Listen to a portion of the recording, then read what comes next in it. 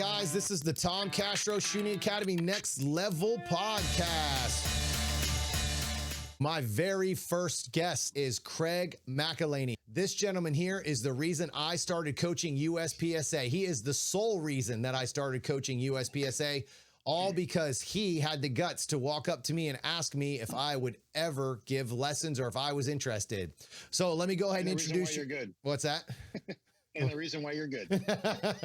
Yeah, that's true. The reason I am good is because I am friends with Craig. So one of my, actually, it's really funny how this story happened. There's a couple of different things that happened that recently, or I guess since I started this journey about what's been over a year now, just over a year and a half since I started coaching, I guess, a little bit over a year. Yeah, I mean, a year and a half. Yeah. Well, yeah, actually, crap, man, we're in 2021. So yeah, it's been a year and a half. Yeah, oh my God. Yeah. Wow. Okay. Almost 2 years now.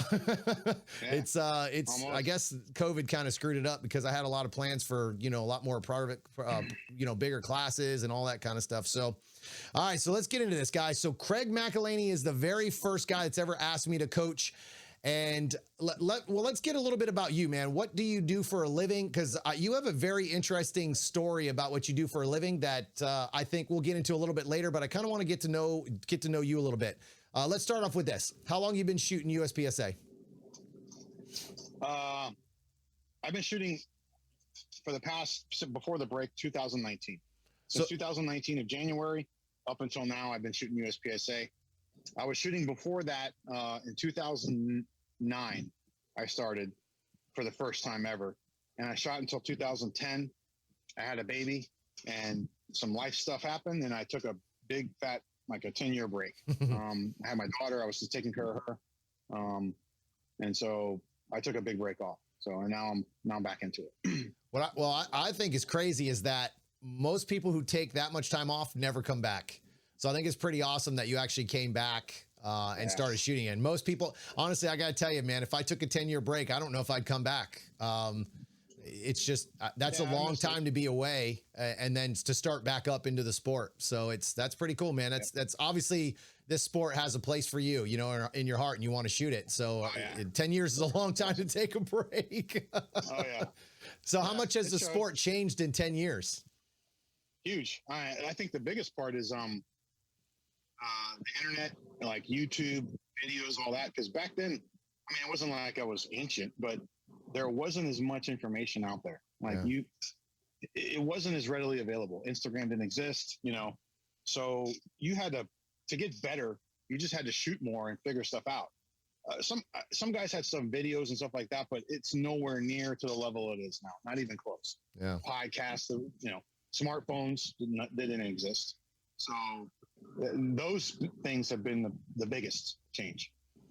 And of course PCC. And just recently, I mean, it's been like, it seems like everybody's a coach, right? It really does. It seems like everybody's a coach now, which not a bad thing. That's a good thing. That means the more people are out there coaching, the more information, different aspects, different looks. You're going to have different views, different opinions. It's definitely changed a lot. Good, maybe very little bit bad, but I think mostly all good. And you just now you got to learn how to sift through, the BS, or not really BS, but what you want to take into account and what you don't. That's kind of really the bottom.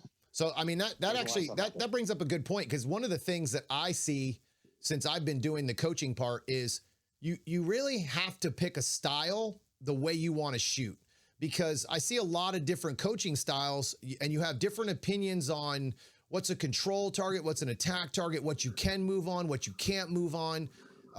For me, well, because I coach you all the time, you know how I am. Yeah. There isn't a target out there that I can't move and shoot on and get to alpha. It's a different philosophy. Yeah, it's a whole different philosophy. You have to accept whatever philosophy you want to accept. Right, and that's the thing is, the only reason I believe in the way I coach is because I've done it.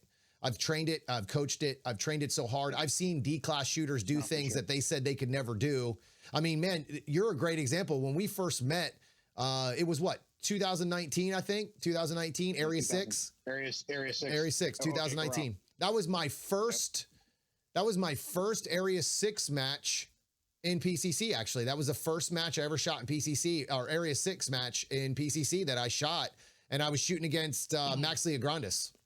Actually, that was on the squad. Yeah, that was Actually, I shot with him on purpose so that I could basically get my butt kicked and learn from him. Because, like you said, and that was the thing that I didn't really catch a lot of when I first started was I never saw the internet stuff. I didn't know who was good. I only knew Leogranus was good was because he was winning all the time. That's the only reason I even knew about him. So I didn't even really pay attention to good shooters, or I didn't even know who JJ Rakaza was at that time. So it made me laugh when people were like, oh man, you know who JJ is? I'm like, I don't follow celebrities, dude. I was like, I don't know who's good in this sport and who's not in this sport. I don't follow that kind of stuff. That's how I saw you for the first time was I went to go watch Max Leogranus. I'm going to go watch this guy shoot. Yeah. And you were on his squad. Yeah. So that's when I first saw you the first time was shooting. It was that first time. I think probably stage 8. Maybe with I think so. 6. Yeah, stage 8 or 9, which we have some history on stage 9s. Could have been stage 9. Yeah. We already know you win all stage 9s. We'll get into that backstory a little bit later because that is an ongoing joke for what, almost 2.5 years, you dick. Yeah. So we actually that's how we met was actually Area 6. So I shot against I was shooting against Leogranus and I actually had a really good stage. I burned it down. You won that stage. I was terrible, dude. You killed it. Yeah, I was terrible, though. I go back and I think about, not that stage. I pulled that one out with a horseshoe. Yeah. But I remember just being so bad. I was falling out of bounds, flopping out of bounds. I remember I had a target I shot a makeup shot at that had a fly on it that I thought was a mic in the no shoot. I mean, it was like 2 or 3 second delay. And I'm like, did I hit it or did I not hit it? And then I shoot the target again. And everyone's looking at me like, what's wrong with you, dude? You just burned that down. And I walk over and the fly flies away from the target. I was like, oh my God. I mean, just inexperienced, not calling my shots. It's legitimate, though. I mean, you but I mean, at that point, I wasn't calling my shots, dude. I was just out there trying to. All I remember was Leogranus was one of the fastest shooters I'd ever seen, and that was before he's as fast as he is now. He's changed a lot. He's gotten a lot better. But when I was shooting against him, I was just like, good Lord, like I got to go fast. I got to go fast. I didn't know about control. I didn't know about how to shoot fast because I'd run to a spot and shoot a bunch of stuff. Or my moving and shooting was a lot of Charlies. I shot a lot of Charlie, Alpha Charlie, Charlie Delta kind of stuff because I was still learning how to shoot. And Craig walked up to me and said, hey, man, do you ever give lessons? Have you ever thought about giving lessons? And I was like, yeah, a little bit. I'd love to give a class, but I don't think anybody be interested in me teaching them. So Craig was like, I'll be your first student. I'm in. Like, you tell me a date and I'll be there. So he's the reason why he's my very first podcast guest, guys, because he's the reason that the TCSA is here, because I would have never done this without him starting it and giving me the confidence that at least one person was dumb enough to give me their money. So the other thing that I really found interesting about our relationship and how actually we're really, really good friends. So we become really, really good friends. It's been 2.5 years now, I think, right? Yeah, 2.5 years that we've been, or almost a year and a half, I think it's been. Yeah, been a year and a half. And I think within probably 2 or 3 months, man, we were talking all the time. Like almost every week we talk.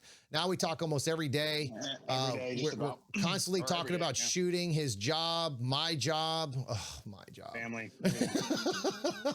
But we're always catching up with each other, keeping an eye on each other.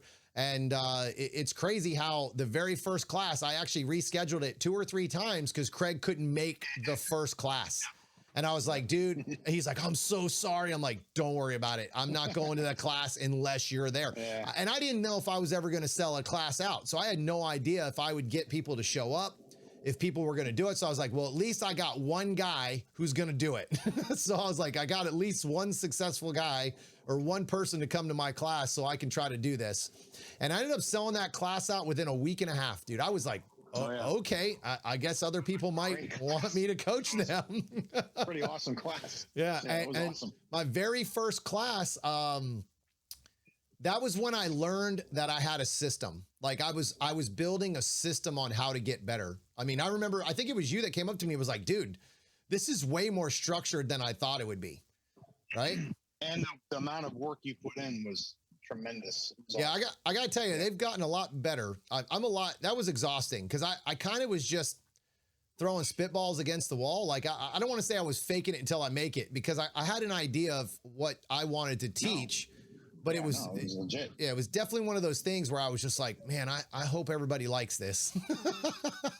I think that's just one of those nervous energy things. Like one of my buddies, Craig, always says, LVS, little voice syndrome. I had this little voice in my head telling me, it's not gonna do good. Nobody wants you to coach. You don't know what you're doing. You're gonna screw it up. And I didn't listen, because I had enough people. I had Craig in my corner, like, come on, man, you can do this. Well, at that point, we were kind of talking a lot about shooting. So you were getting a lot of my mindset and everything. Before I even coached you, you were understanding kind of where my mindset was as a coach, right? Yes. Yeah, big time. The biggest thing, I think I hate saying the biggest thing, because then that kind of limits stuff, but I think one of the biggest things, especially with shooting PCC and with you coaching me, was attack everything on the move as much as you can. And so I remember after watching the Area 6 video of 2019 OK Corral, I'd run, stop, shoot, and then run, stop, shoot. And it's painful to watch now. But yeah, man. But there was a point where you were like, all right, now you progressed enough to start shooting everything on the move, and then don't worry about your hits. Don't think about, don't start when you're going to throw mics. Understand you're going to throw mics for a while, but you have a process. So that's the end goal, is you're going to be attacking everything on the move. So you've got to put the work in now and understand that, hey, you're going to throw some bad hits. And once you get used to, shooting on the move, those hits go down, and you start being able to see the alphas, and now you can shoot on the move and shoot alphas. And that's kind of where I'm at now. And people out there watching, I think there's a lot of people out there that don't shoot on the move. And I know I was one of them way back when. It was because once you start moving, your hits go to crap. You can't hit anything. You're throwing deltas and mics everywhere. And then you stop, and then you go back to what you're good at, is standing and shooting, and then running, and then standing and shooting. But then you never get better. So I had you to tell me, hey, well, give this a little bit of time. And we had a few level ones, and you said, hey, treat the level ones as training, as practice. Don't treat a level one as a national championship where you're just trying to win everything. Treat the level one as what it is, a practice. Work on your movement. And that right there was the biggest catalyst, especially with PCC. Well, with everything, of course, is getting better with shooting stuff on the move and being able to do that. But getting past that hump of, sucking for a while, and then it starts to, your hits get better and better, and then you're back to where you were once you're doing it on the move. That's the biggest thing. I think the other thing that really changed for you was when you started legitimately taking level ones as practice. So a little backstory about Craig, guys, is Craig doesn't have he lives down in an area that they don't have a lot of ranges. They only basically have one or two ranges, really kind of close, that are about 45 minutes to an hour. Yeah. So he's got two ranges down there, about 45 minutes to 2 hours or an hour from him, and they're USPSA friendly, but they don't do a lot of matches there, right? They don't throw a lot of matches once a month. So that's your average club in the country, I think, honestly. Like we live in Florida. For everybody who doesn't know where we're from, we both live in Florida, and there is a match here every single weekend. And where I live, there's a match on Wednesdays, Fridays. There used to be Tuesdays before the ammo crisis, but we used to have matches every single 3-4 matches a week. And you could go to three or four different places during the weekends and shoot Saturdays, Sundays. It's crazy. But Craig doesn't have that opportunity, because the closest range to where I can meet him is about 2 hours, and which we meet quite a bit on Thursdays, and we shoot at other places. Actually, the range is called Hanson, that he shoots at down there on Thursday nights, and I'll meet him down there. It's a great place, great shooters, really, really good shooters. That is probably one of the best ranges for Grandmasters. Most of them shoot open. But if you are a true competitor, it doesn't matter what gun those guys are shooting. They're the best shooters that you're trying to chase or to beat, to see where you stand. And I would say that's the biggest change in your shooting since we've met in coaching, is that really stuck with you, was that who gives a crap about the score on level ones, right? So let me ask you this. Go ahead. Go ahead. No, yeah, we'll work on, pick something to work on, and use that level one as a practice, and that's what I do. What was the biggest thing that you got out of the level ones? Like what clicked? When did it change? Was it instant? Did you have to kind of go to a couple level ones after we had that conversation and then go, okay, he's right. I'm tired. I'm not going to get any better if I don't at least try this. Because one thing about you, man, that I've always appreciated is you will always try something no matter how stupid it sounds that I tell you, right? Like, obviously I'm giving you legitimate. I'm not telling them to stand on one foot and jump in the air. But when I tell you something and I'm like, dude, try this, move your hand a little bit, change this position, the way you stand. And every time you've tried it, you're like, all right, I like this part of it. I don't like this part of it. I like this a little bit. I'm going to try this for a little bit longer, but it's kind of uncomfortable. You've always tried it and given it a true chance. You've never just said, that's stupid, which a lot of people do. Yeah. A lot of people do. No. But I think when you told me to start doing that, I started doing it because even level ones are hard for me. Like, it's hard to get to, I got to drive for me to shoot. I got to drive 2 hours one way, and so I can't waste. I've got to be efficient with what I got to work on. So I remember that I'll never forget that first night, Thursday night at Hanson, was the night I was going to work on my movement. I think I had 6 mics. Yeah, it was bad. I had a ton of dolphins. It was bad. And I didn't care, but I moved on every damn thing as much as I could. So I didn't care about the hits. I knew that I was moving on everything. Yeah. And so I sucked for that week and the next and that. But it was quicker than what I thought on how less I was going to suck. How long do you think? I can't remember. Was it only like a month or two? It was a month. And I got out of I call it the I suck stage. I got out of the I suck stage pretty quick. Like, my hits dropped pretty rapidly. Now I also do a lot of dry fire. I also train, trying to do all that stuff. And I have an access to the police department range, so I can shoot I can maybe not shoot, but dry fire. So I'm dry firing 25-yard ranges and stuff like that and set stuff up. So I have that advantage, but it was quick. It wasn't as long as what I thought it was going to be. And honestly, that's a really good point. The majority of your training for the last year and a half, honestly, has been dry fire. Like, you just don't have a lot of time to get to the ranges to go and shoot physical matches. Like, we honestly rarely get to shoot together, even though we talk all the time. We rarely shoot together. I think the only time we shoot together are major matches lately. Like, we're rarely even seeing each other on those Thursday night matches.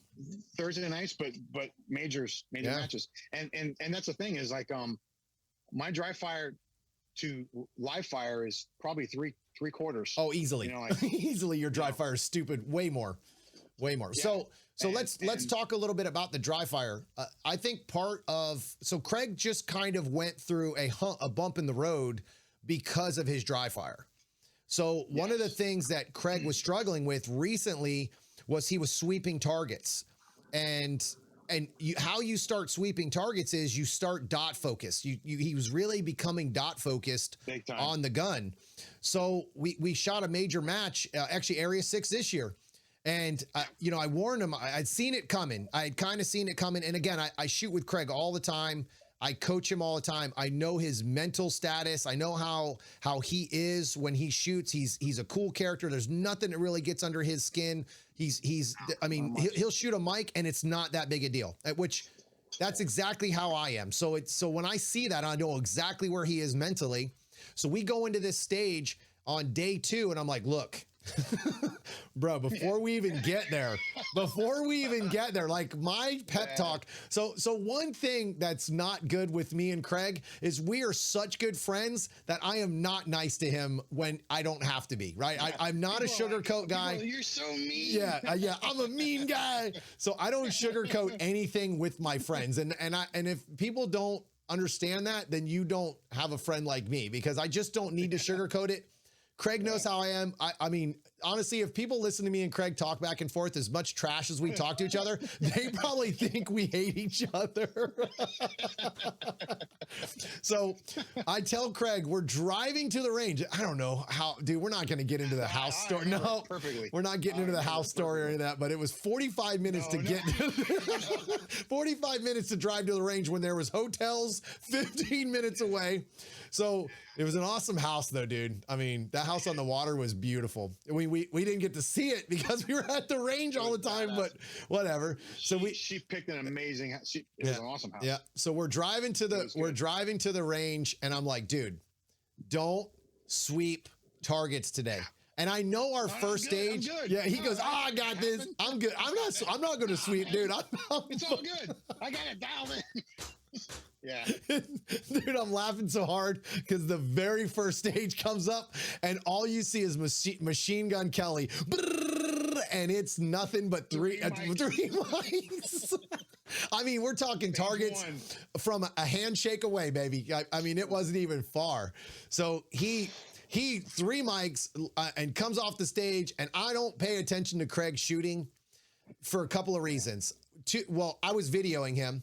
And we don't really shoot close to each other usually, but I try to focus on me when I'm at major matches. So does he. But we always record each other. So I want to ask you about that a little bit later. But the biggest thing was I was like, don't sweep targets, don't sweep targets. And he comes off, and I don't even know what his score was. I didn't care, but I did know he had at least 1 mic because his very first entry target on the second array, I saw it. I was like, oh, he swept it.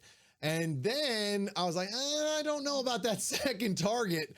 So I walked up and I saw that. I didn't know he had a third one because I'm like, all right, 2, you can kind of get away with. 3, that tends to crush you a little bit on a stage. I mean, that really kills you. Second stage, I had 3 mics on. Yeah. So mics on stage 9. Yeah. And that was on day 1, right? Day 1? Yeah. All right. So day 1. But here's the thing.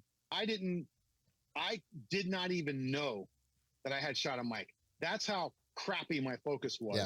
That's how dot focused you were. So yeah, you were so focused on seeing a red blur that. And the other thing is I would say the other thing is the problem with your dry firing so much and not getting live fire is you don't know where the bullet is actually landing on the second pull. So what happens is if you're dot focused and not target focused, he's pulling the trigger and yanking the gun at the same time, and you don't have that recoil impulse, especially with PCC. That trigger doesn't really have much of movement. So you're pulling that trigger twice and you're not getting that same recoil impulse to go, okay, guns up, guns down, guns up, go. Instead, you're pull, but you're yanking on the second pull. That gun could be moving and you're not even going to be on the paper by the time the second one hits or pulls. So that was, I would say that was the biggest thing, dude, that dry fires hurt you in the most is that. And now, what did you do to fix that? Because we had a lot of conversations about that. Yeah. So, but to preface that, like the dry fire is great, but you must confirm with live fire.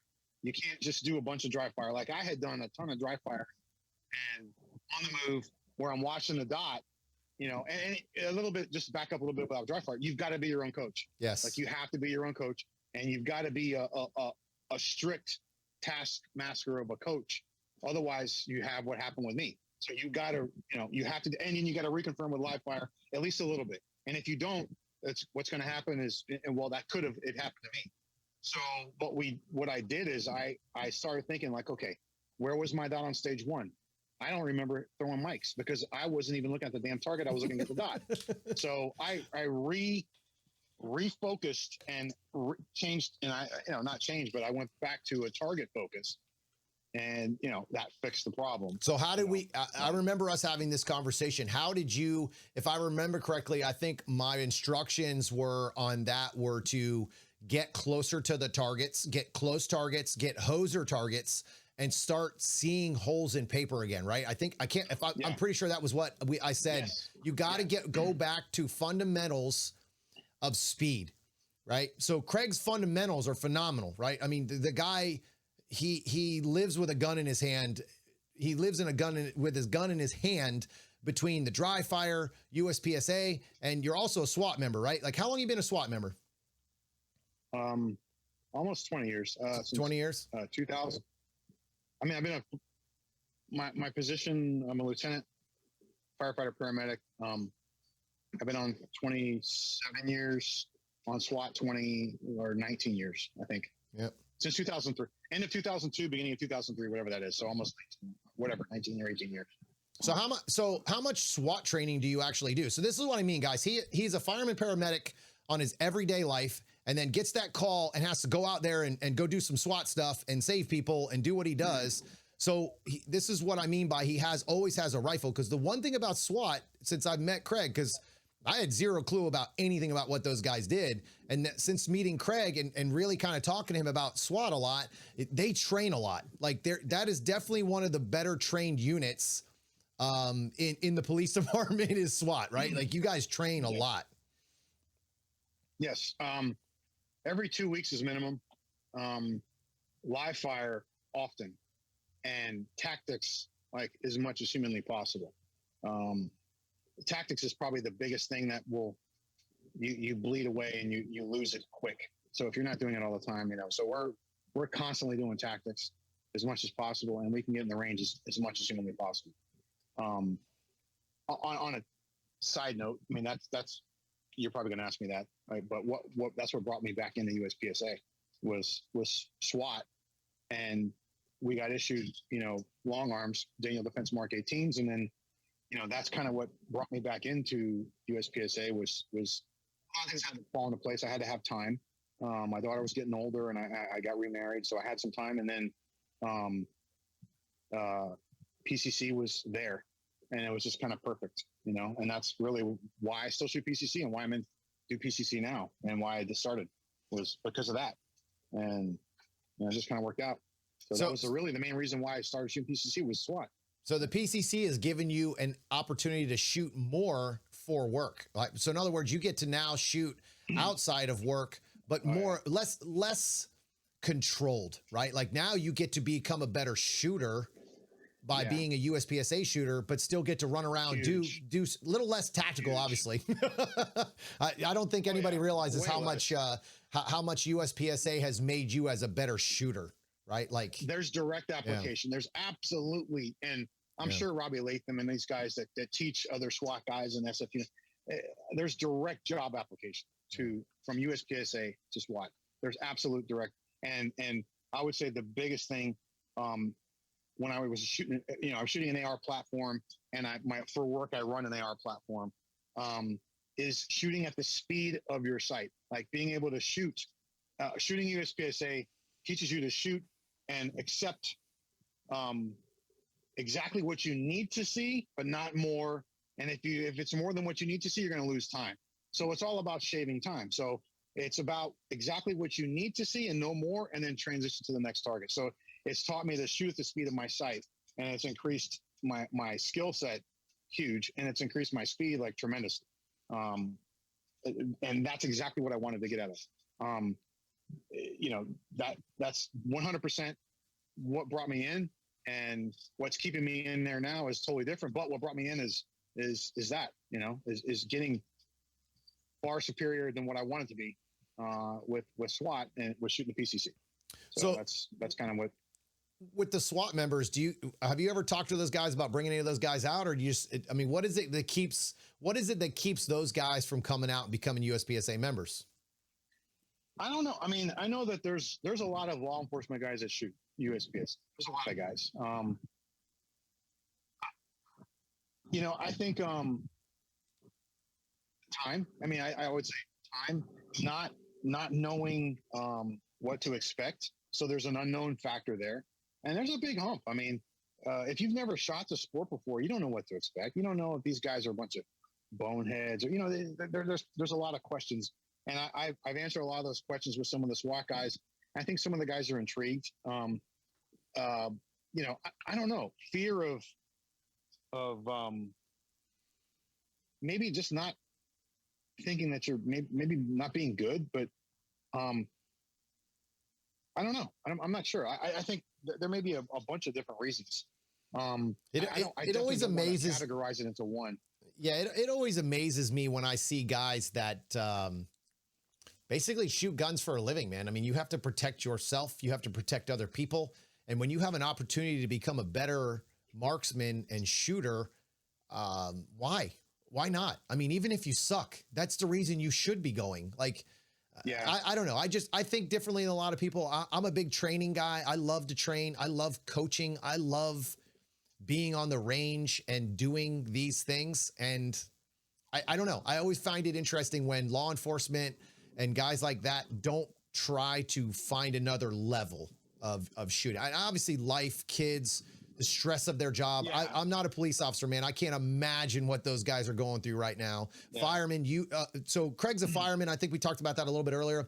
Craig's a fireman. So that's one of the reasons why he's a fireman paramedic. So he kind of sees the worst of society and he's down in an area where there's a lot of bad of society. Yeah. So he's constantly telling me stories about, man, we had to help this person or help that. And then COVID, oh my God, the COVID calls that he had to deal with down there were bad. So it was just, it's just being a first responder in general is bad right now. so hats off to you guys, especially you, Craig, dude. I know you personally, so I know how hard you work. Yeah. And it just amazes me the stuff that you guys go through. I would say, a lot of guys, like even in USPSA that don't know, I may say something about cops or whatever, but I always remind people like, listen, I can't speak for every police officer out there, but they have, especially with SWAT, there's a whole lot of skill sets we got to know besides shooting. Yeah. There's a whole lot to being a cop besides shooting a gun. There's a whole ton, probably 95%. So these guys have to train with everything else just besides shooting. All we do is shooting, Right. All these guys got to do use of force, if it's a tactics, all this stuff every year, all the time. So there's a lot of skill sets that have to be trained. It's not like they can devote all their time to shooting. However, I think there are a lot of law enforcement guys out there. And I think maybe just the fear of the unknown prevents people from coming in. Yeah. And then you realize hopefully if you're out there and you're in law enforcement, you're listening to this and, hopefully you are, like, you realize that, dude, these people are just awesome. This is the best group of folks, bend over backwards. The guy that you're shooting against will give you his gun. You know what I mean? If yours breaks. Yeah. So you can shoot it and finish the match, even if you beat him. Yeah. But you're not going to find that anywhere else. You know what I mean? That's just awesome. This is your open invite right now, guys. Anybody in law enforcement, anybody, it's a fireman, paramedic, anybody who's listening to this right now. Now, I'm not going to give you my bullets because I don't have any. So if you guys want to come out to the range right now, this is not the time to ask for free bullets. But if you guys come out to the range and you guys want to message me, hit me up. Let me know. I will get you into a match and I will teach you the basics when you first start. I love getting new people into the sport. I'm actually, you know what? That kind of leads me into this, Craig. I don't know if I've told you this yet, but I plan on starting a new guy class at my home range, Ruskin. It's called Guncraft is where I shoot out of Ruskin, Florida. I'm going to plan on doing once a month free. No charge from me at all to teach you. I'm going to have a couple of stages up, but I'm going to start doing a new guy class to get people into this sport because the future of this sport is us, is the shooters, right? It's us. If we don't have more shooters coming into this sport, it doesn't stick around. And I love this sport. Like I love this game. So like this to me is I've done a lot of different sports. I used to play paintball. I made it to the professional level for a day, I guess. It wasn't very long career in paintball. Well, my body was kind of falling apart. There was a lot of politics in paintball. Kind of like USPSA. So that's just sports and life in general. But that's kind of how it works, man. So like this is the greatest sport I've ever done. It's the reason I love this sport too is it's very individual, right? So you are responsible for your skills. You can get as good as you want to be or suck as bad as you want to be. It's really how much do you want to put into it makes you what you are in this sport. That I feel like anybody can become a GM if you put the work in. That's one of the reasons why I started coaching because I started coaching because Craig gave me a kick in the butt, but then I started seeing results. Like I started seeing results after my first class and I turned around and started watching some of these guys bump up the very next month from my training. I was like, wow, dude, like that's amazing. Like that's such a great feeling to have someone take your lesson or your coaching and take it and run with it and turn it into something is amazing. That was what got me fired up. So at that point I was like, all right, man, I'm going to do this a lot. Like I didn't think I was going to be here where I have a podcast and a shooting academy and all these other things, but it's crazy, man. It's just surreal. Like every day I wake up and I open up the TCSA Insider Circle and I'm like, holy shit, dude, there's like 36 posts from the members. Like this is awesome. Like people are posting videos, breaking down stages. I mean, it's pretty phenomenal, man. It really is. So it's pretty crazy. But all right, man. So let's get into the next one, brother. I want to ask you, let's see, what division? I already talked to you about that. All right. Here's one I wanted to ask you, because this is an interesting thing since we've met. What's your classification since the day we met to where you're at right now? All right. I was classified as a B. I am officially still an A. Probably almost a master. So yeah, you're right on the cusp, I think, aren't you? Right. Yeah, right there. Yeah. Like if you look at the top 20, I think I'm number 4. Yeah. So, USPSA. so you would have had a match bump if it wasn't for 7 mics actually at Area 6, wasn't it, or something like that? For sure. Yeah. And, that kind of BS excuse. Yeah. And again, part of the reason why you're still where you're at is because you don't shoot a lot of matches that have classifiers. Yeah. Sundays is near impossible. Yeah. I mean, it's tough, very tough. They just opened up another range, Deep 50. Yeah. Off of Alligator Alley. I still haven't made it out there. Yeah, I still haven't made it out there. So I got to go try that place. We got to meet up there one day and try it out. I shot it and I had a lot of fun. It was good. So that's on Saturdays. So I'm able to shoot there a little bit more. They running classifiers out there on that day usually too? Not the day I shot. Yeah. I can't speak for every Saturday, but it was a fun match, well put together. Those pretty good shooters. John Vlager shot there. It was good. I really liked the stage layouts, and it wasn't bad. And it was an hour, instead of 2 hours and 15 minutes. Yeah, actually, speaking of Vlager, he just beat my butt real bad at the Pro-Am. The first time I've ever shot, my Canic. So in case nobody knows, I shoot a Plastic Fantastic Canic. I love that gun. It's great. It's a TP9 SFX. Love that gun. Like, that's the gun of choice. I chose that gun. I started with a Shadow, and I shot a Pro-Am, which is a knockdown steel match. Well, that was the first time I ever shot against open guys where I realized that the open gun versus a carry optics gun really matters.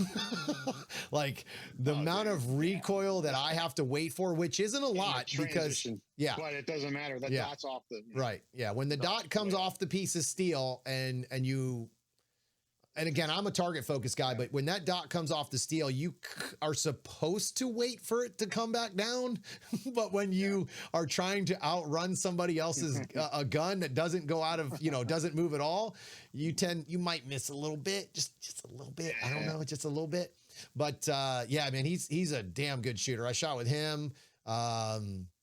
A couple other guys that were really good. Brad Balsley, dude, that guy is a beast. Like, I met Brad at Georgia, I think it was, or God, what was it? Area 6? I think it was Georgia the year before that. So Georgia State, the Georgia State match. I met him at that match, and he's a really cool dude. Man, that guy is a hell of a shooter. Like, that guy's good. Like, I mean, he's really good. Like, it's very hard for me to tell somebody when they beat me they're a good shooter, because I'm a competitor, but that guy, he's a nice guy also, but that guy's good. Like, he kicked my butt. So, that's all right. I'm gonna come back next year and we're going to change that. Yeah. So I hope that I might be shooting an open or borrowing an open gun. I don't know if I can sell my kid's college degree away for a gun. So, all right, here we go, brother. What are your goals when you started shooting USPSA? Not 10 years ago. Let's talk about recent, like when you started shooting again, from Miami, when you came back. Obviously you talked a little bit about SWAT, to become a better shooter, but, what were your goals when you first started? I didn't start, that I want to be a GM. I honestly, whatever. My goal was to get better at running a long arm, for SWAT, and see where that took me from there. And so what happened is as my goals had changed as I was shooting, the more and more I shot, the more my goals changed. And I realized, hey, I don't suck. I'm actually doing pretty good. So it was more like, let's see how far this can take me. So I never limited myself with, I just want to be A, or I just want to be M, or I just want to be a GM. And I'm not even in a hurry to get to all those things. But what I am in is my goal is to get consistently better and better and better. So I know that I'm going to take it as far as I can take it to my skill level, but I want to consistently get better. What do I got to do to get better? I'm constantly in a search to try to get more speed or get a better hits and just get better. So that's where I'm at. I never had a goal like, oh, I just want to be GM. Well, I don't want to be just a GM. I want to be, the best GM. How do I get there? Well, I need to put my work in and put my time in and not just shoot a bunch of classifiers and become a paper GM, So I guess maybe you have to be your own coach, but you also have to be your own critic. So I see that, man, I could be a master, but man, in my opinion, after Area 6, that wasn't a masterclass performance at all.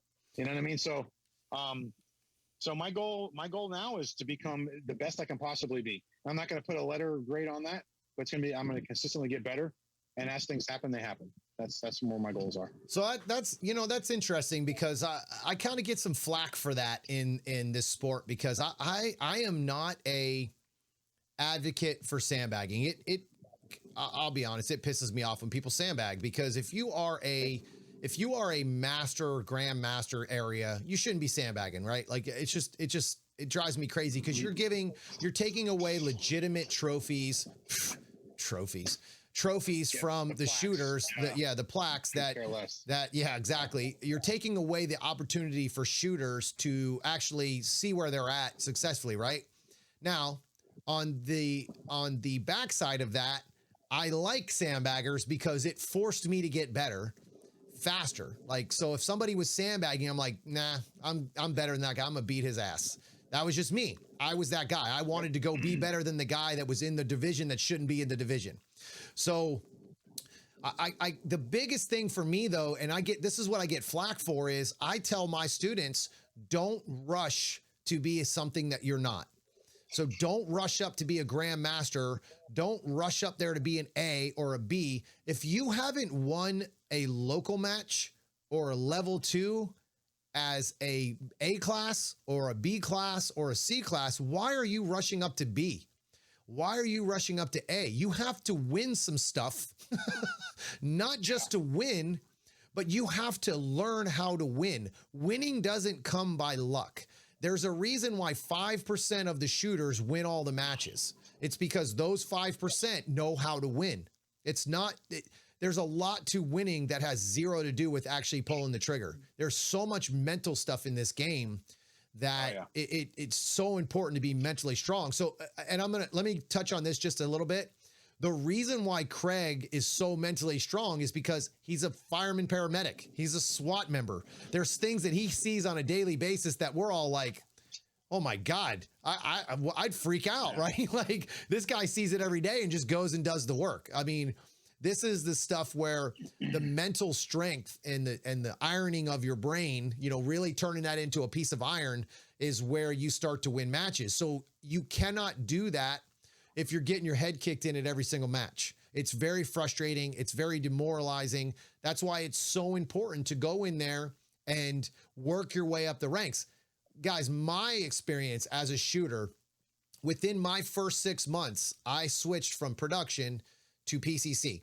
I had some really good friends that I shoot with that were like, hey man, you need to try this dot thing and you really try a PCC because then you don't have to reload and you can focus on the shooting part, but your goal is you want to be great. And this way it'll teach you how to shoot faster. You're already fast and all these different things.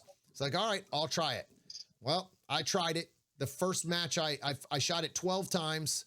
I think I placed 4th or 5th at the PCC Palooza that we did, again, behind a bunch of other GMs on my first match.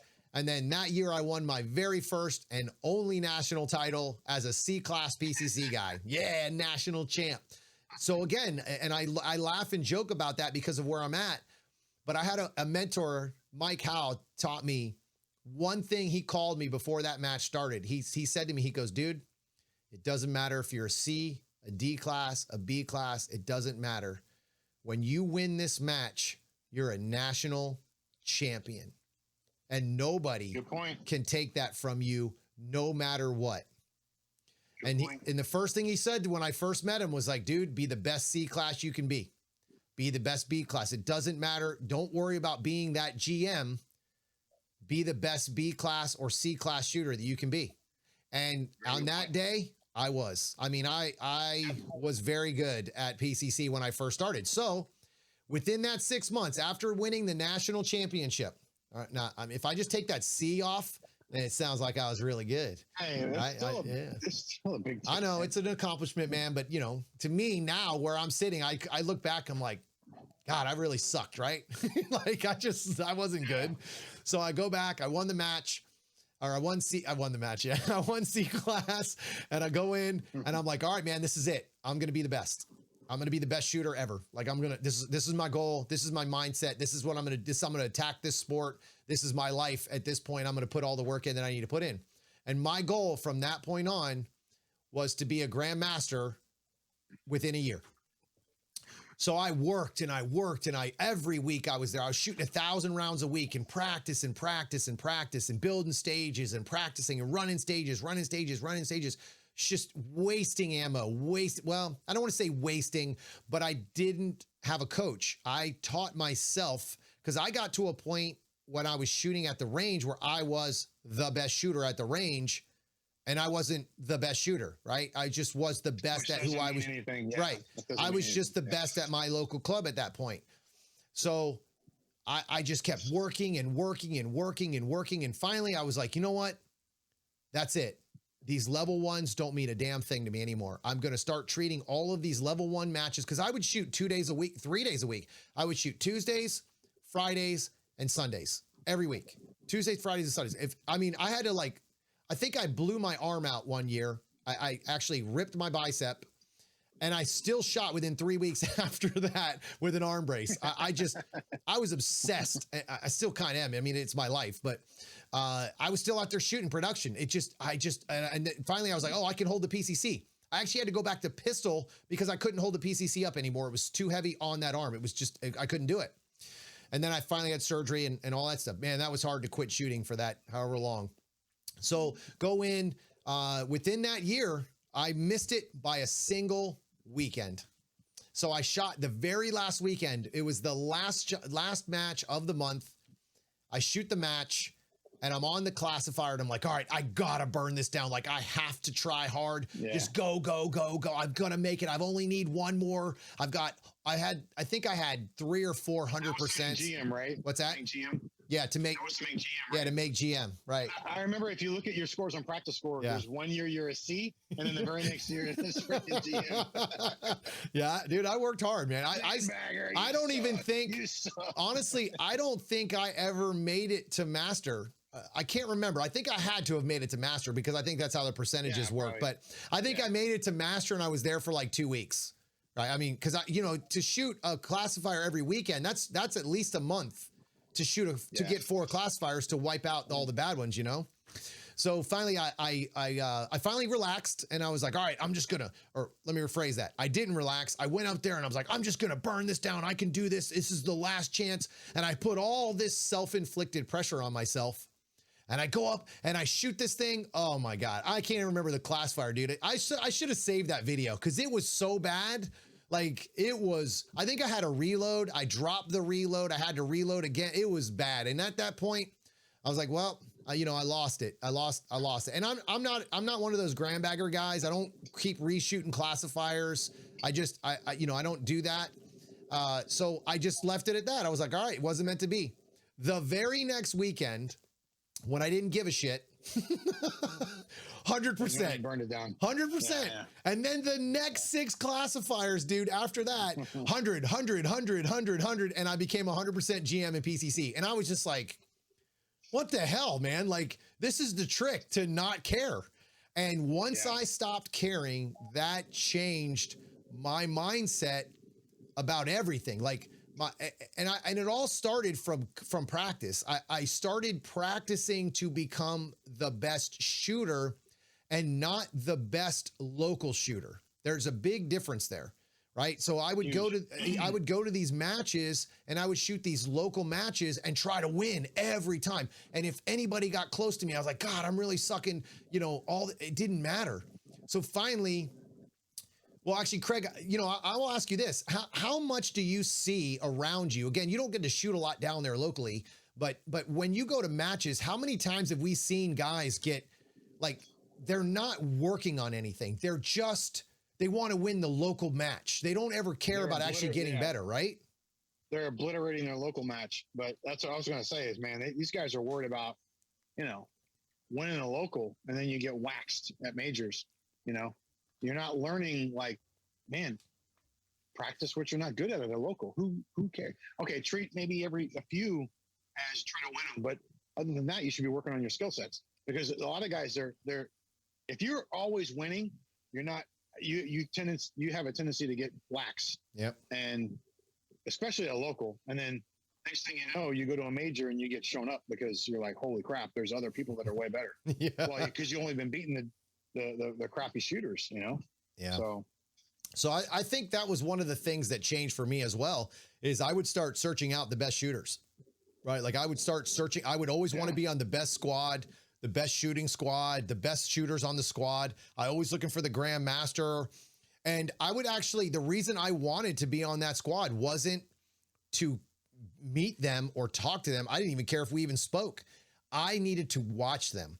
I wanted to compare what they did and I wasn't doing. That's how I learned. I watched other people shoot. I unfortunately, like Craig mentioned earlier, he mentioned about the internet. I didn't use the internet. I wasn't a social media guy.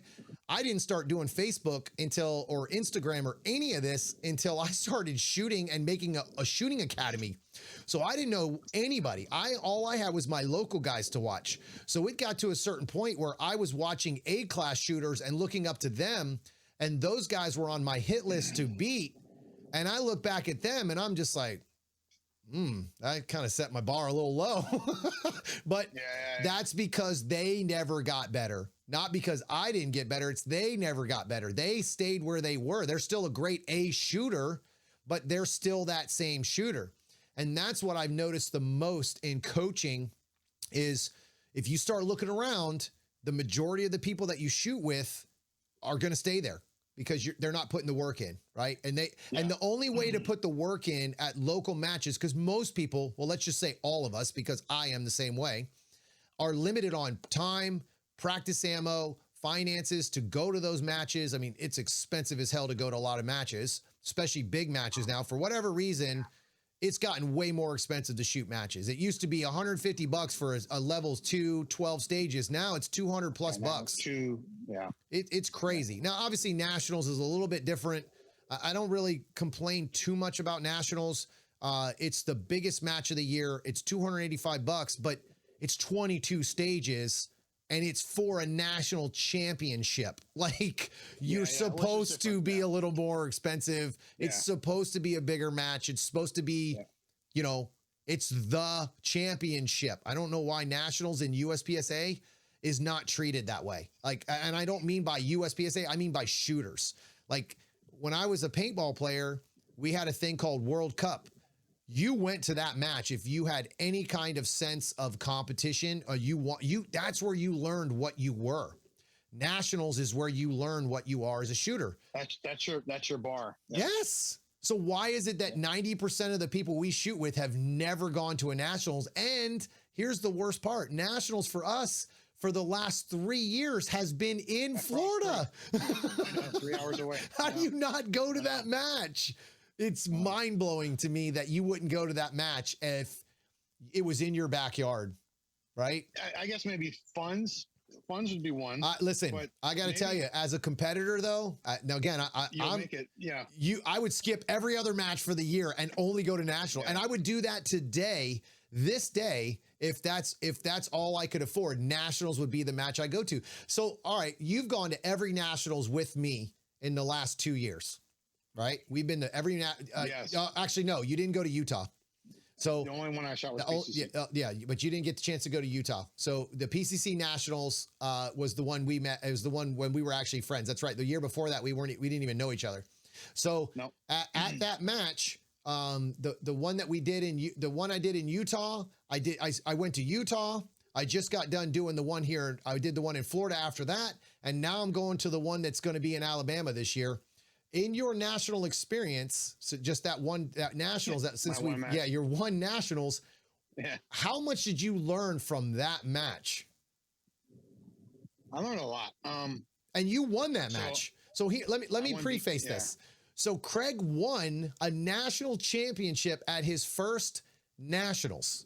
All right, his very first nationals. So we met, started shooting together. He goes to PCC nationals and wins B class national champion. That makes you a better shooter than me because I only have a C class national championship. And now, so dude, now you got to start a shooting academy, bro. I mean, you're a national champ. Stage 9. And I beat you on stage 9 of the national. Oh my God, stage 9. God, that thing is a misery to me. So, all right, hold on. Let's go into Let's go into stage 9. This is good. I love this story, even though I hate it at the same time. So, getting back to movement. All right. It starts with movement. So, in 2019, end of 2019, that's when I was starting to go through the I suck stage with the movement, and at those level ones that you dedicate, hey, I got to learn how to move, and you take into account, like, my hits are going to suffer, which is fine. And as long as you're doing things correctly and you are your own coach and you have other people helping you, then that's not a problem. So I was doing that, and I was out of the I suck stage, and I was getting better, a lot better. And January, the Florida State match in 2020 was where a lot of that kind of came together, and I shot a really good match. It was a really good match for me. I think I was on one of the stages, I was number 1 on that stage 9, actually. Mm-hmm. Stage 9. A couple of GM Open guys beat me. I think I was like 3rd overall. So the running joke, we worked that match. We shot staff day. Oh, I got harassed about that every single time you and Mike walked by. Yeah. So for the next 2 days, we, stage 9 national champ. Stage 9, and so we kept. There was the ribbing. It was awesome. The stage 9. Every time they walk by, they go, "Hey man, how'd you do on stage 9?" Every time. So then Tom wins the high overall in PCC at the state champion. I win B class, and I'm like, hey, 1/10 of that trophy is mine. I want the handle. So I beat you on stage 9. I wish I could have broken that off. But what happened is the nationals, I beat him in stage 9. Oh my and then the Florida Open, next year I beat him in stage 9. It was horrible. Stage 9 sucks. I think they just need to eliminate that from every stage when you're there. Yeah, but you know what? So the only thing that matters is the last one. So on Area 6, I beat him on stage 9. And the South Carolina this year, I beat him on stage 9. So that's all that matters. So those other ones are mute. They don't even count. So it's awesome because it doesn't really matter what gun I'm shooting. It's still a competition for us to do, see who's going to beat who. And that's the thing. It's about making each other better, right? It's all in fun. Like, we deal with each other's struggles the same. When one struggles, the other one helps each other out, pulls them out of their funk, kind of gives them the pep talk, whatever they need. So it's really good to shoot with you, bro. I really enjoy it. On stage 11 or 12, whatever, the one with the long distance, 75 yard swinger. Yeah. Or 60 something yard, whatever. Yeah. So going into that, I had a plan. The only mics in my match, the only 2 mics I had were on the swinger, and everything else. And I'll tell you what, you and I personally, we shot 70 yards, 75 yards before that. And that was huge because I knew where my offset was on those super far targets. And I had good hits on those. But throwing that stage out, I shot that. And then first going up, I really let my foot off the gas on the second day. I remember getting to talk about that. I think I yelled at you about that at the end. You let your foot off the gas, but I looked at you in the middle of the match. I was like, what are you doing? But that was my plan. And what my goal was, I'm going to win B class. But my goal should have been, I'm going to kick ass as much as humanly possible. That should have, and I don't mean to the point where you just burn down stages and lose the match. I mean, like, do the best you can. So I set this goal. And what do you do when you already know you surpassed the goal? Well, I let my foot off the gas. Yeah. And that was a big mistake because I lost out on seeing where I could have finished. So I won, and that was awesome. But I also failed in some ways because I could have shot way better, and I really let my foot off the gas on the second day. A lot. And I remember big I remember time, looking at big you time. and I remember saying, "What are you doing, dude?" Like, yeah, all right. So part of the reason why I said this though, because I shot with another friend of ours, Tim, and we shot Carry Optics Nationals the year before. I think it was the year before. And he took his foot off the gas pedal. No, not Carry Optics. It was Production Nationals. That's why it was, because I wasn't even shooting Carry Optics at the time. I was still on the PCC dream. So I shot Production Nationals with him. No practice again, because I just, for whatever reason, Production Nationals brings the worst out of me. Like with practice, I just seem to not practice for nationals for production, I guess. So I go to this match and he is shooting and he is crushing it in day 2. 1 and 2 was killing it. I mean, shooting great. He goes to day 3. No. He goes to day 1 and crushes it. I think he's like 100 points up on the match, like as a C-class production shooter, right? He's only been shooting for 2 years. He's winning nationals by 100 points. Day 2, he decides to completely let his foot off the gas pedal, like completely let his foot off the gas pedal. I'm like, all right, okay, like this is your plan, right? This is your deal. Like I don't even think I was coaching at that time. I don't even know if I've even had a shooting academy or anything. So I'm like, all right, man, whatever, if this is what you want to shoot like. But I do remember, because we're friends, I tried to talk him out of it. Like you gotta keep going. Like you cannot turn it on and off. It doesn't work that way. It's not a switch. You're either aggressive or you're not aggressive. That's it. You cannot have a middle ground. Now you can take your foot off the gas pedal for a stage or for some hard targets or whatever, but you're either going, but you're either going or not going, right? Like you either have that mindset or you don't.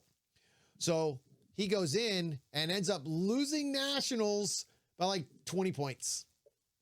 20 points. He takes second place because he took his foot off the gas pedal. C-class B or C-class carry production, dude. I mean, you have to know that you can make some mistakes in C class and in B class, but not if you are in A, probably. Yeah, but not if you are a B class shooter. No. If you're a master shooting and you're shooting in B, you could make a lot of mistakes, right? Like you can get away with that. But as a C, other C's are going to make the same mistakes. And it's the guy who makes the least amount of mistakes is who wins, right? And he didn't make a lot of mistakes at all, but that was the problem. He was scared to make them.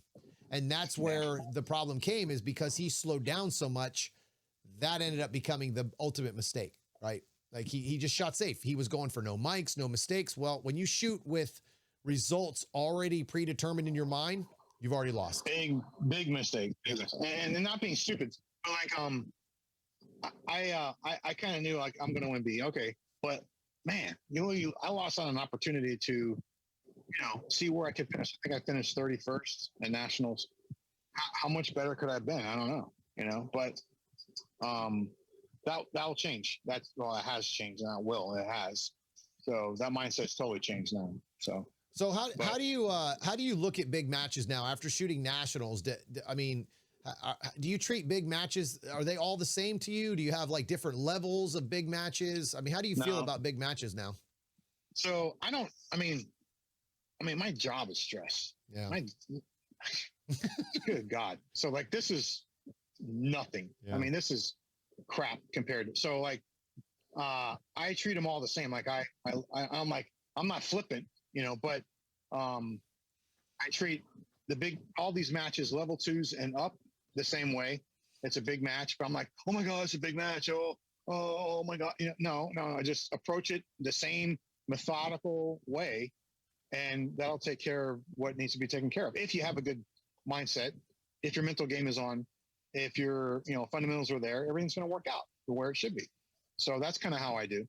And I still do it the same way. I try to, really push it hard for a few weeks to a couple months before a big match.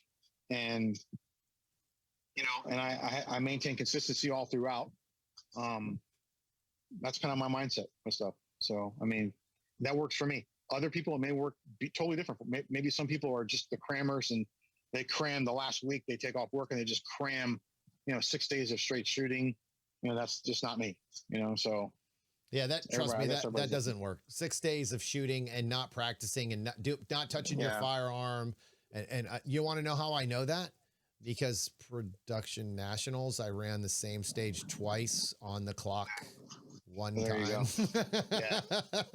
Not practicing. When you drop your mags. Not not picking up not locking my holsters because I never carry 10 mags. So it's like, whatever, So, but it's, dude, I do this for fun at the same time. I want to turn this into a career, but it's, I still do this for fun. Right. So I had an opportunity to have fun and I did, I took it and it worked out. I mean, I didn't win, but listen, guys, there's a lot of guys out there that, shoot iron sights for a living. So, and I'm not that guy. I'm waiting for my dot opportunity this year. So hope to show out there, but all right, man. So listen, I got one more question for you about SWAT. And I really wanted to ask this because we didn't really touch upon it earlier, but I really wanted to touch on this real quick. With your SWAT training versus your USPSA training, do you feel like your SWAT training holds you back at all when maybe not now so much because you train USPSA so much, but do you feel like it held you back when you first started? Like the tactics kind of kept you planted? All those, obviously you're not a pie guy. Like I've never known you to be a guy who goes to a wall and then goes clear, clear, clear. But you're definitely a guy that was you planted when we first met. You were definitely a stop and shoot guy for sure. Yeah. But I think everybody is, but I think what it did, sure. So I hate saying like SWAT made me a worse shooter. No, I don't think so. But I think that when we're going to be specific, the one thing that we worked on a lot was my stance. Yes. Right. So yes. Oh my God. I forgot about that, dude. It's been so long. Yeah. Your stance was bad. So it was wide. Yeah. It was wide and SWAT, and that's okay. Like, we train we have a wider base. You're not shooting on the move as much. Yeah. There's different tactics and I'm going to coin a phrase. I forgot where I heard it. But it's a way, not the way. Right? Yeah. So, like in SWAT, it's a different story. Like you're a lot of fundamentals, a lot of focus type shooting, a lot of standing and shooting. There is a little bit of shooting on the move, but not so much. And so like you tend to maybe get a wider base, but you don't, in USPSA, you got to be able to get into that position and out of that position in a very rapid pace. So, that was a learning curve because for me, it was, I'd go in and get wide and to try to leave out of a wide stance. It's tough to make a step. You're making a step and you're gaining 4 inches, when you don't need to. So that's changed big time for me. So that was one of the probably the biggest issue with training SWAT, and training for, USPSA, that alone. Yeah. Now, if you're going to flip it around, what has USPSA done for SWAT? Geez. Yeah, I'd love to know. Shooting at the speed of your sight, shooting faster, not just faster in sweeping. Shooting and shooting enough to get an acceptable hit at a certain distance at whatever distance that is, knowing how to shoot that fast at that distance for an acceptable hit and then transitioning to another target at speed. And if you need to on the move, so all those things, huge. And that was really one of the biggest reasons why I got into USPSA again, was because of SWAT and because of shooting the day on the fence. The Mark 18s that were carrying long arms. That was really their main reason. And like I said, we spoke about it before, but the PCC and everything. So that was the big reason getting into it. Not necessarily the reason now, but that was the reason getting into it. So, and has USPSA helped me? And like I said, I'm going to put this out for other law enforcement guys. Huge, incredible amounts. And if you're law enforcement or you carry a firearm for a living, man, you should be shooting this sport and tomorrow as quick as you can, just because this will help you in your job big time. So it's helped me, and that's where I'm at with that. Yeah, man. I think anytime that you can have the fire, so for me, I wasn't a shooter when I started this. Like I did paintball. I owned a gun. I mean, I had a concealed carry since I was 20 to 21 years old, but I might have shot 4,000 rounds in my life. Dude, I started this in my late 30s. So I've only been shooting this 33 years now. This is my third year going in. So I'm 41 right now. So I mean, 37, 38 years old. I started super late.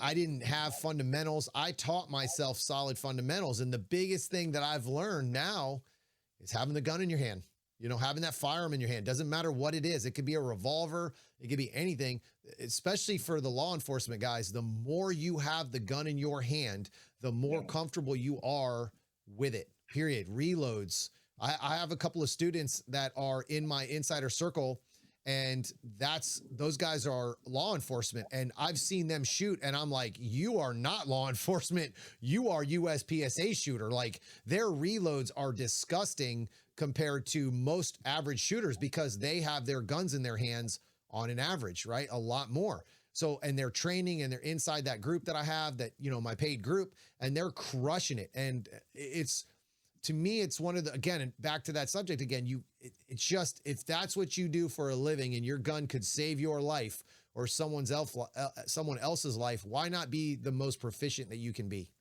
So, and again, this isn't a knock on anybody who isn't or who can't be. No. This is just one of those things where I think that this sport is so beneficial. Military, oh my God. You know how many military guys that I've met in this sport that are awesome at. Chris Workman is one. I shot with him this weekend, and he is actually on the, what the heck do they call that? The Army shooting team, where he's a trainer, and he's one of the trainers in the Army. He is pretty damn good. Yeah, he is a great shooter.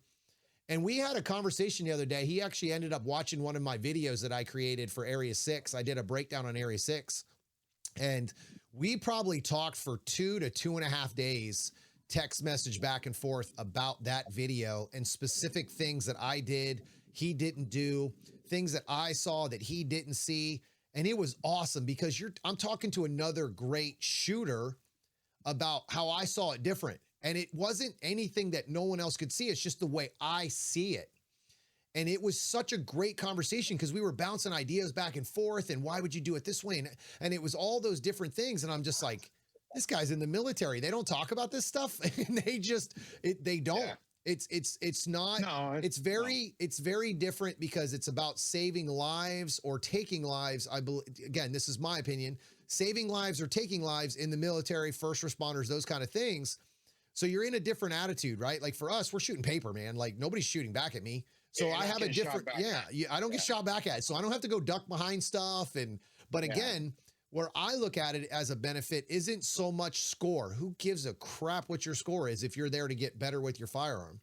It gives you the opportunity to be better and more proficient with your firearm. Because that's the biggest thing that I've learned in the 3 years is the more I have the firearm in my hand, the better I got. Right. I mean, I could be blindfolded and run stages because I'm so used to running them. It's different, right? It's crazy. It's how much better I am when I first started. And even with the gun wise, unloaded starts, reloads, finding the dot or finding the iron sights on the draw, having an under 1 second draw, that doesnesn't come from just being good. You have to practice to get there, right? Nobody just has a 1 second draw. So no. It just doesn't happen. But you brought a point up of how you learned and how you got better. You watch video and stuff, and everybody learns differently. I was one of those guys where my first match, I asked questions. Yeah. That's how I learned. So I walked up to Max Michel and asked him, "Hey, how do you run this certain stage?" And man, he was so nice. That was my first match ever in USPSA, first major, in well over 10 or 11 years. And he's like, "Hey, do it like this." And he's showing me, look at this nail right here. Yeah, details, that's the nail. That's the spot you want to be. Turn your foot here. I'm like, oh, cool, okay. So everybody learns differently. I learn better. I learn by watching people, but asking questions, and you should be, and people should be willing to help you, right? So that's why I was never afraid to ask you.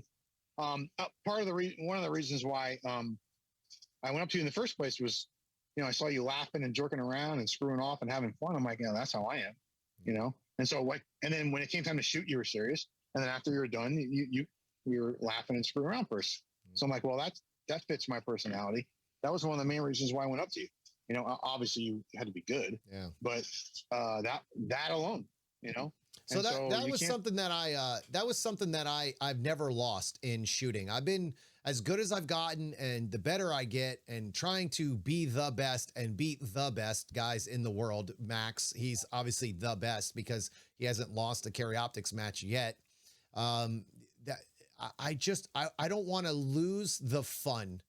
Right. I think that's a big thing that a lot of people do is when they're that super competitive person, they get in there and they want to do all of this stuff. They want to be the best, but they lose what they're doing it for. And for me, I watch some of the best shooters that we shoot that I'm wanting to try to beat, and they don't look like they're having fun. They just look like it's a job. Yeah. And I don't want to be like that. I'll never say I want to lose matches, but I would rather lose a match but have a great time doing it than to win every match and be completely miserable in winning. Cause it's not fun. Like this year, we're going to go to nationals this year. It's only me and you on the squad. We're going to have 6 or 7 guys that shoot with us on a regular basis, but we're all spread out because of where I want to shoot. I want to shoot against the best shooters in the world. So where I'm going to shoot is in that one of those top 2 squads, because I need to be in that zone 1.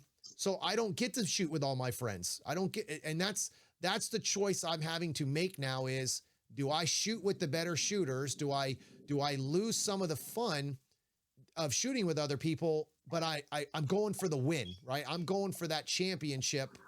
Yeah. That's what I'm working for. So you have to learn to sacrifice some.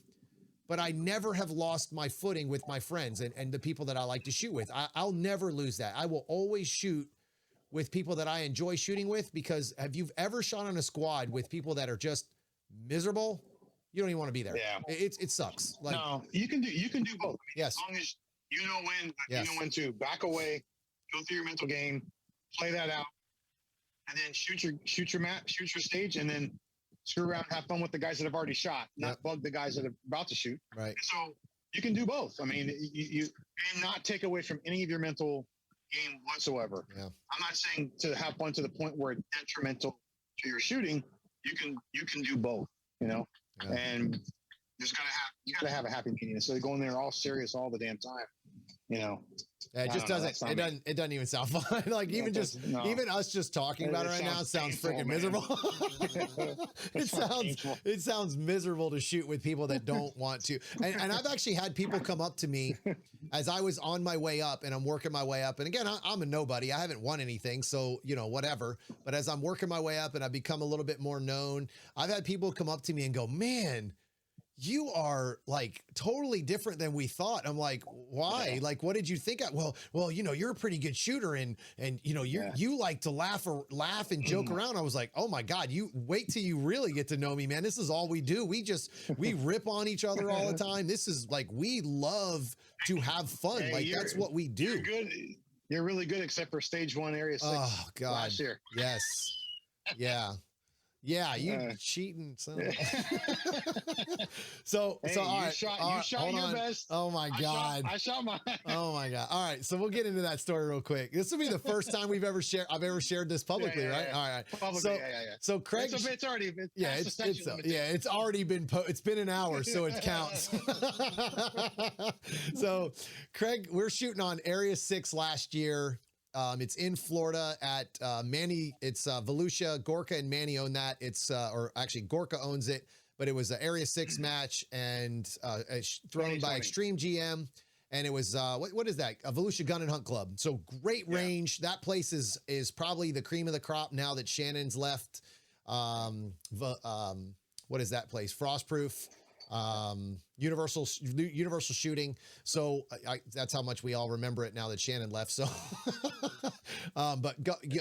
we were over there shooting, and stage 1 was it was a bunch of steel. Like, I mean, hell, it was only like 3 pieces of paper and all steel, wasn't it? Or 2 pieces of paper.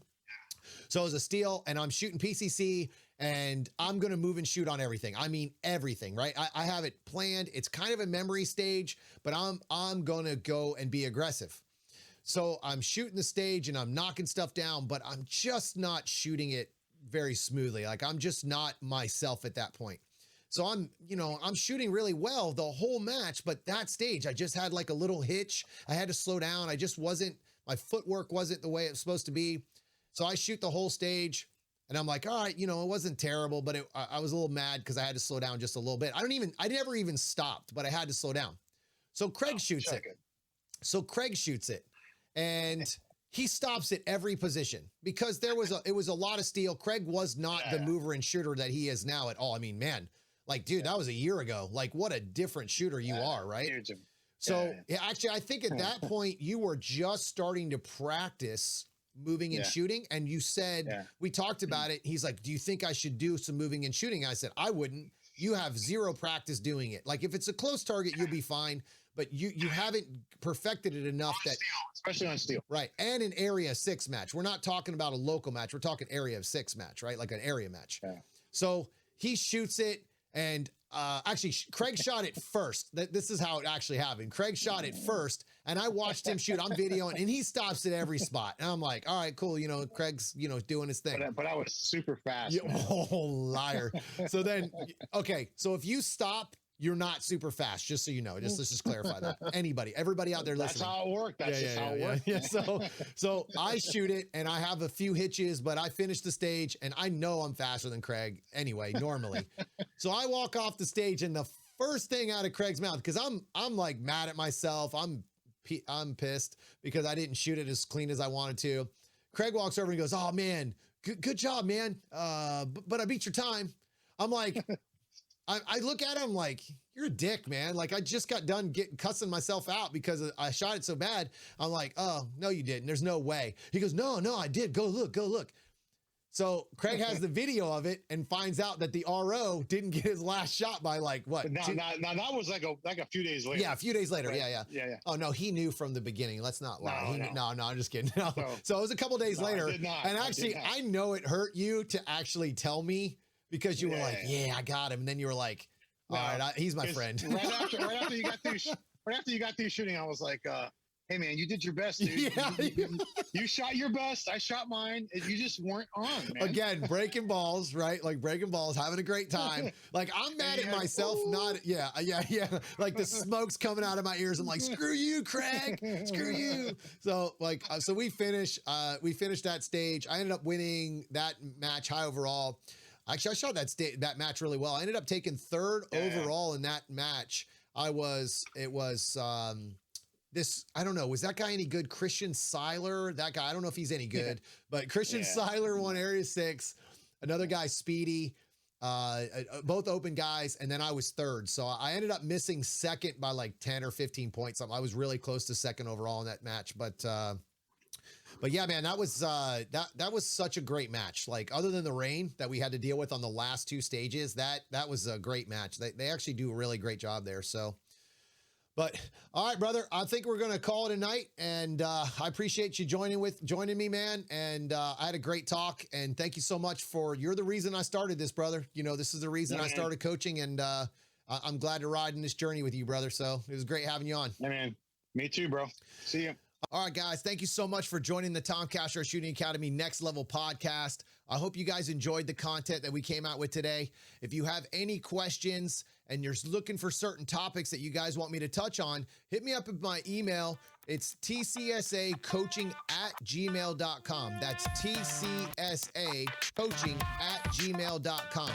All right, guys, I'll see you on the range.